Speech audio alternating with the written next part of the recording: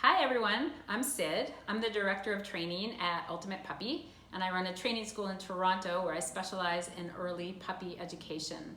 I am a graduate of the Karen Pryor Academy. I graduated with distinction, and a fear-free certified professional. So all of my training is positive reinforcement, food, fun, and games. This type of training is fun for the puppy, and it's fun for you too. So I'm excited today to talk to you guys about early puppy socialization, what it means, why it's important, and how to do it. I feel like these days most people have a vague understanding of the word socialization, but I really want to dig a little deeper, and I want to go beyond a puppy socialization class and talk about what it means for you, the new puppy person. So this is Socialization Deconstructed. There's a small window of time in your pup's early development where what happens or does not happen will have a significant impact on his entire life. In the Handbook of Applied Dog Behavior and Training, Stephen Lindsay writes, during a brief period from 3 to 16 weeks of age, an average puppy will probably learn more than during the remaining course of its lifetime. He goes on to say that these early experiences format the general outline and organization of how and what the dog is prepared to experience and learn in the future. Why is socialization important? After 16 weeks, the opportunity's gone. The fallout may be stress or feeling the need to bite or run away from scary things. How do you prevent this? Proactively and thoughtfully introduce your puppy to different people and experiences. Pair these introductions with something positive, like a treat.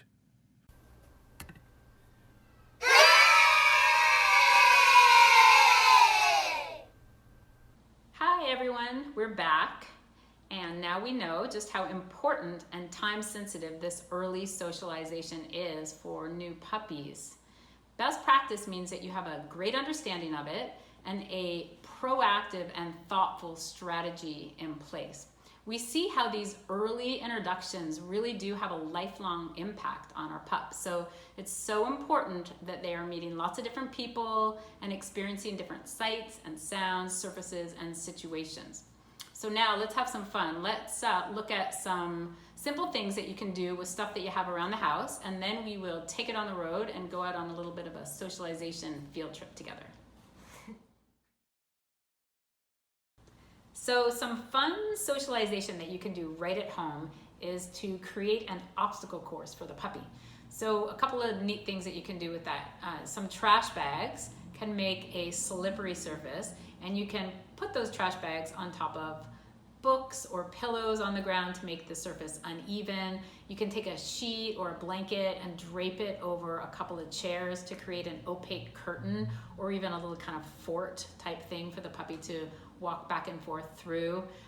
You can grab a kid's play tunnel and have the puppy walk back and forth between the tunnel. You can call them, one person can be on one end and one person can be on the other, and call them to come back and forth through the tunnel. Just use your imagination and get creative with surfaces and different sights and things that the pup can experience right at home. Let's talk about seasonal missouts. That's what I call them. Summertime puppies and wintertime puppies in climates with big drastic changes like we have here in Toronto. So for example, if you have a puppy in the summertime, your puppy is missing out on seeing big winter coats and hats and boots and snow shovels. So it's important that you get creative and provide the puppy the opportunity to experience these things. Bring out your winter coats, put on the hoods, and feed your puppies. Same with wintertime puppies. They miss out on seeing a lot of bike action or skateboards. So be sure and provide for this however you can, and make sure that puppy's getting the well-rounded socialization.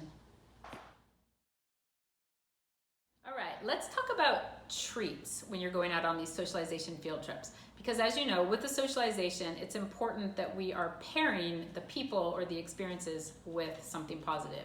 And for a lot of puppies, that means food. So have a treat pouch and have it stuffed with lots of yummy treats. And you can get more creative than just dog treats if you want. You know, high value treats might be a little bit of hot dog or cheese or chicken or even steak. We want to make sure we've got a variety on the go. That'll make it more fun for your puppy.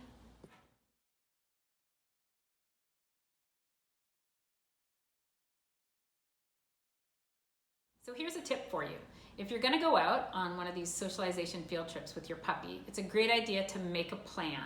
So you know where you're going to go, who you might meet, make sure you have some treats with you.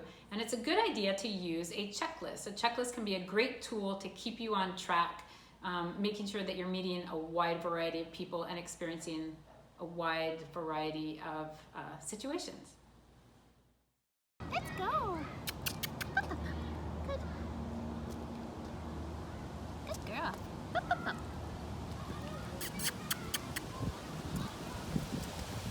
Person in school is very amazing.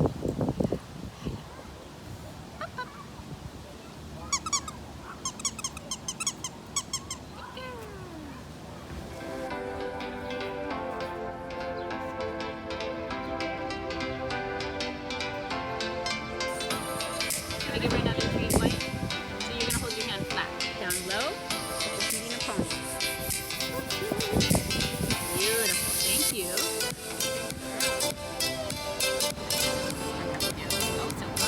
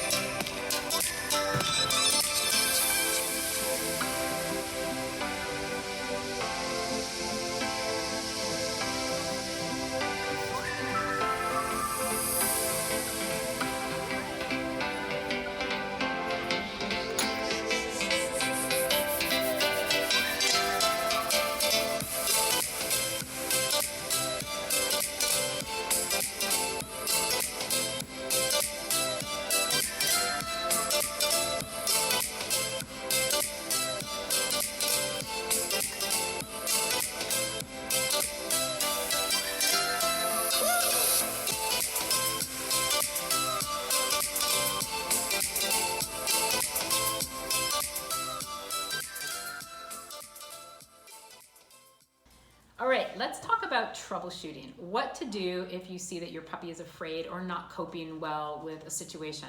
So one way that you can gauge that is their body posture. Another is if they're not interested in taking food. A lot of times when a puppy's scared, they will not take the treat. So how you want to deal with a situation that's scary for the puppy is to back away from the scary sound or thing. Under no circumstances should the pup be made to deal with it or handle it. Back away, back far enough away that you see the puppy start to relax, they'll take food again, and if they won't, then just leave. Wrap it up, maybe you'll revisit it at another time. But it's important that you give them the space to feel comfortable. The same when they're meeting people. If they appear afraid and uncertain and not interested in meeting that person, they should not be forced to meet anybody. Again, back away, you can feed them. The person that they're meeting shouldn't try to feed them or try to pet them.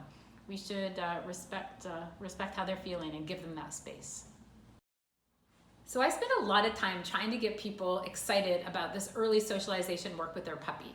And I've come to realize that socialization is not sexy, but it should be. So here's my theory on that. I feel like it lacks early tangible returns. So people can't get excited about it. Unlike, for example, sit. You teach your puppy to sit relatively quickly and are reinforced by seeing that behavior, by your puppy being able to do that behavior.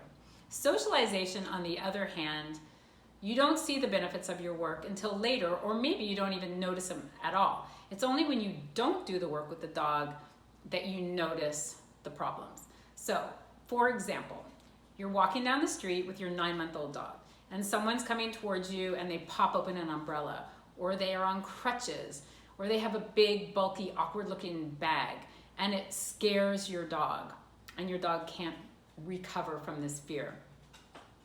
Now we see the fallout and the stress from not doing that early work. So know how important this early socialization is for your puppy. Have a proactive and thoughtful strategy and get out there and do some great socialization with your puppies. Thanks for joining me today, guys.